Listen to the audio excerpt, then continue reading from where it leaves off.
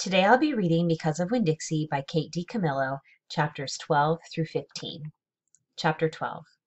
Me and Winn-Dixie got to Gertrude's Pets so early for my first day of work that the closed sign was still in the window. But when I pushed on the door, it swung open, and so we went on inside. I was about to call out to Otis that we were there, but then I heard music. It was the prettiest music I have ever heard in my life. I looked around to see where it was coming from, and that's when I noticed that all the animals were out of their cages. There were rabbits and hamsters and gerbils and mice and birds and lizards and snakes, and they were all just sitting there on the floor like they had turned to stone, and Otis was standing in the middle of them. He was playing a guitar, and he had on skinny, pointy-toed cowboy boots, and he was tapping them while he was playing the music. His eyes were closed, and he was smiling. Winn-Dixie got a dreamy kind of look on his face. He smiled really hard at Otis, and then he sneezed, and then his whiskers went all fuzzy, and then he sighed and kind of dropped to the floor with all the other animals. Just then Gertrude caught sight of Winn-Dixie. "Dog!" she croaked, and flew over and landed on his head. Otis looked up at me. He stopped playing his guitar, and the spell was broken. The rabbits started hopping, and the birds started flying, and the lizards started leaping, and the snakes started slithering, and Winn-Dixie started barking and chasing everything that was moving, and Otis shouted, "Help me!" For what seemed like a long time, me and Otis ran around trying to catch mice and gerbils and hamsters and snakes and lizards. We kept on bumping into each other and tripping over the animals, and Gertrude kept screaming, "Dog! Dog!" Every time I caught something, I put it back in the first cage I saw. I didn't care if it was the right cage or not. I just put it in and slammed the door.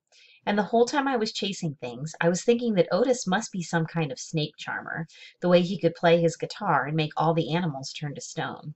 And then I thought, "This is silly." I shouted over Winn-Dixie barking and Gertrude yelling. I said, "Play some more music, Otis." He looked at me for a minute. Then he started playing his guitar, and in just a few seconds everything was quiet. Winn-Dixie was lying on the floor, blinking his eyes and smiling to himself, and sneezing every now and then. And the mice and the gerbils and the rabbits and the lizards and the snakes that we hadn't caught yet got quiet and sat still. And I picked them up one by one and put them back in their cages. When I was all done, Otis stopped playing. He looked down at his boots. "I was just playing them some music. It makes me happy." "Yes, sir," I said. "Did they escape from their cages?" "No," Otis said. "I take them out. I feel sorry for them being locked up all the time. I know what it's like being locked up." "You do?" I said. "I've been in jail," Otis said. He looked up at me real quick and then looked back down at his boots. "You have?" I said. "Never mind," said Otis. "Aren't you here to sweep the floor?" "Yes, sir," I told him. He walked over to the counter and started digging through a pile of things, and finally he came up with a broom. "Here," he said, "you should start sweeping." Only he must have gotten confused. He was holding out his guitar to me instead of the broom. "With your guitar?" I asked. He blushed and handed me the broom, and I started to work. I am a good sweeper.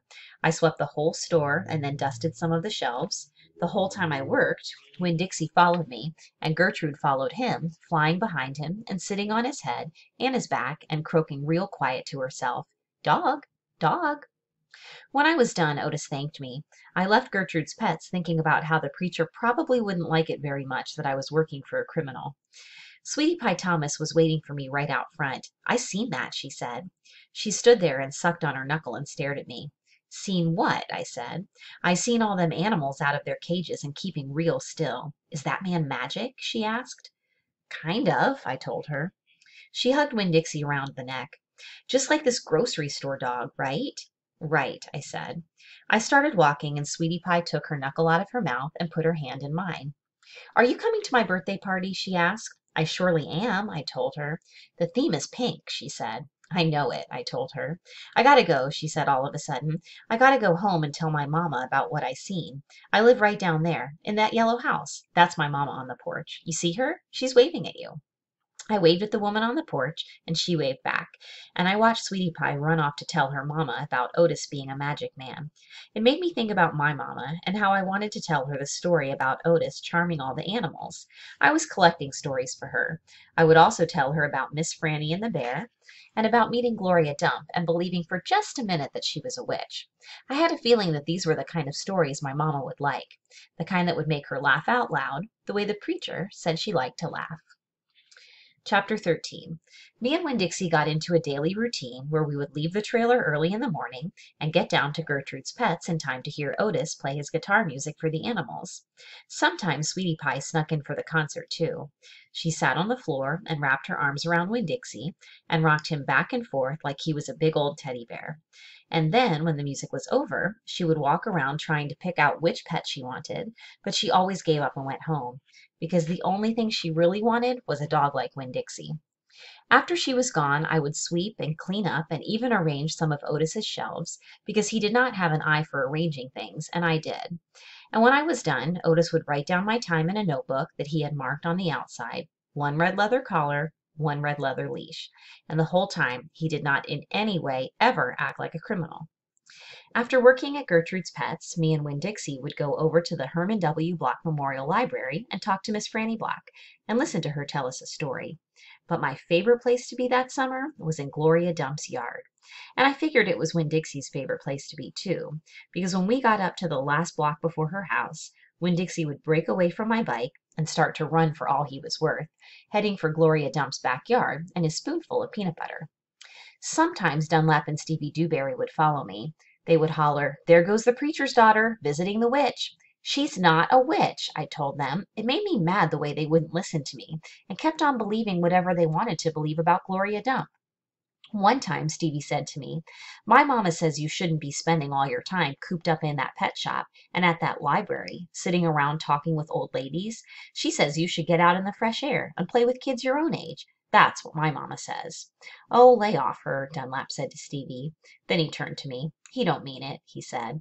But I was already mad. I shouted at Stevie. I said, "I don't care what your mama says. She's not my mama, so she can't tell me what to do." "I'm going to tell my mama you said that," shouted Stevie, "and she'll tell your daddy, and he'll shame you in front of the whole church. And that pet shop man was in jail, and I wonder if your daddy knows that." "My daddy knows he was in jail." That was a lie, but I didn't care. "And you can go ahead and tell on me if you want, you big bald-headed baby." I swear, it about wore me out yelling at Dunlap and Stevie Dewberry every day.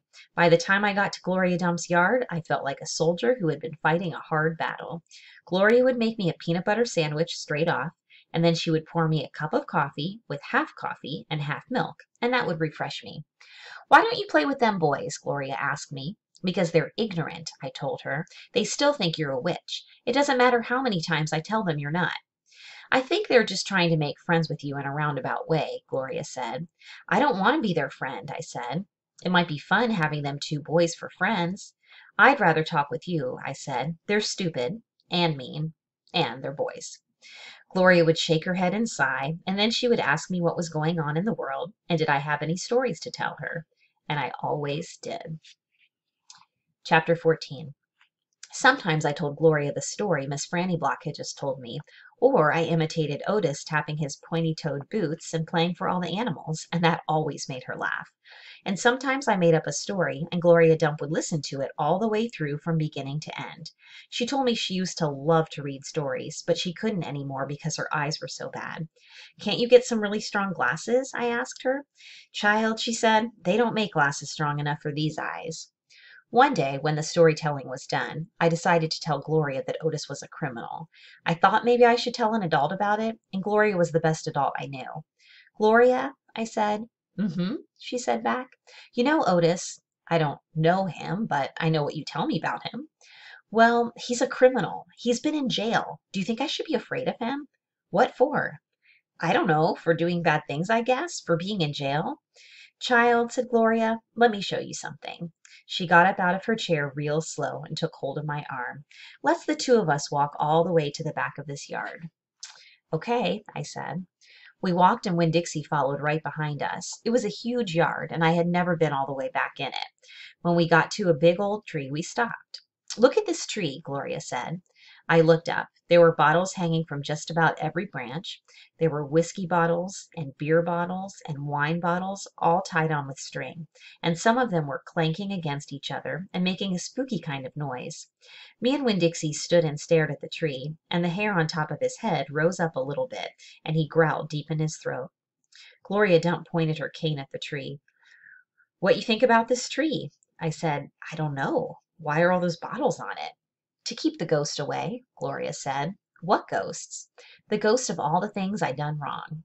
I looked at all the bottles on the tree. You did that many things wrong? I asked her. Mm-hmm, said Gloria. More than that. But you're the nicest person I know, I told her. Don't mean I haven't done bad things, she said. There's whiskey bottles on there, I told her, and beer bottles. Child, said Gloria Dump, I know that. I'm the one who put 'em there. I'm the one who drank what was in 'em. My mamma drank, I whispered. I know it, Gloria Dump said. The preacher says that sometimes she couldn't stop drinking. Mm-hmm, said Gloria again.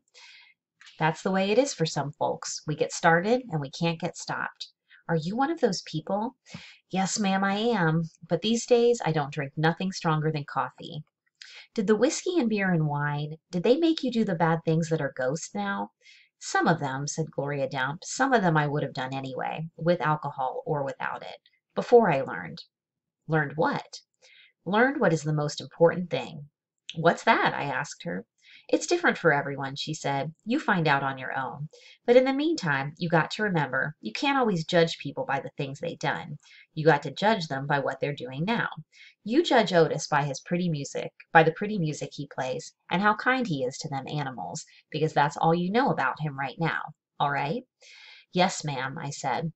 And them Dewberry boys, you try not to judge them too harsh either. All right? All right, I said. All right then, said Gloria Dump, and she turned and started walking away. Winn-Dixie nudged me with his wet nose and wagged his tail. When he saw I wasn't going, he trotted after Gloria. I stayed where I was and studied the tree. I wondered if my mamma, wherever she was, had a tree full of bottles. And I wondered if I was a ghost to her, the same way she sometimes seemed like a ghost to me. Chapter 15. The Herman W. Block Memorial Library's air conditioning unit didn't work very good, and there was only one fan, and from the minute me and Winn-Dixie got in the library, he hogged it all. He lay right in front of it and wagged his tail and let it blow his fur all around. Some of his fur was pretty loose and blew right off of him like a dandelion puff. I worried about him hogging the fan, and I worried about the fan blowing him bald, but Miss Franny said not to worry about either thing, that Winn-Dixie could hog the fan if he wanted, and she had never in her life seen a dog made bald by a fan.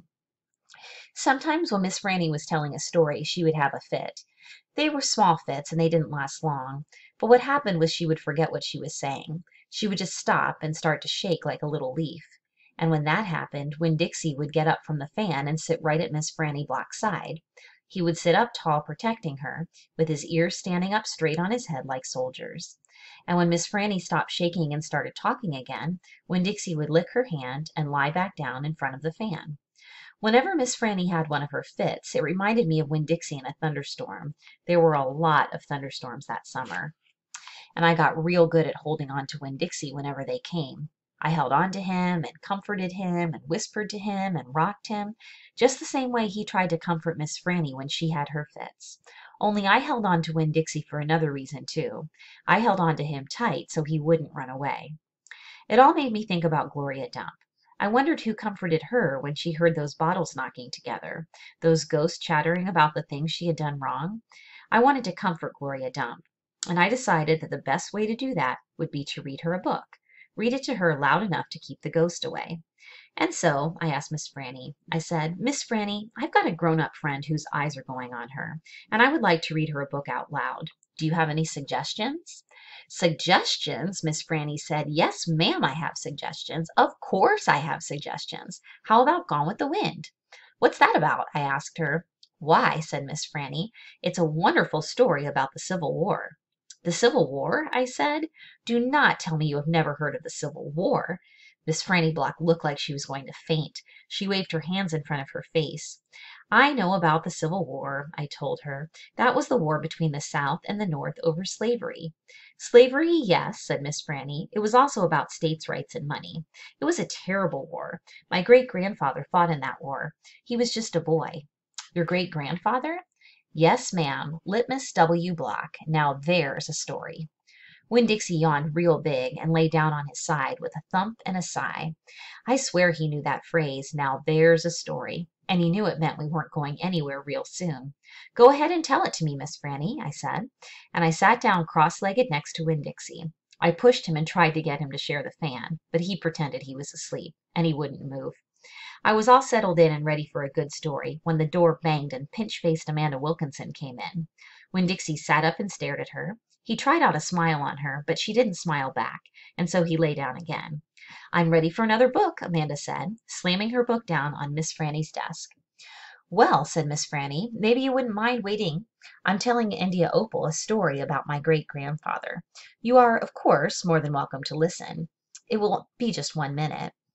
Amanda sighed a real big dramatic sigh and stared past me.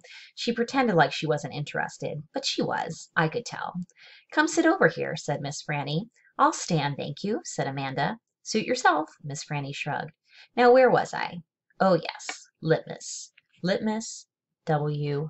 Black."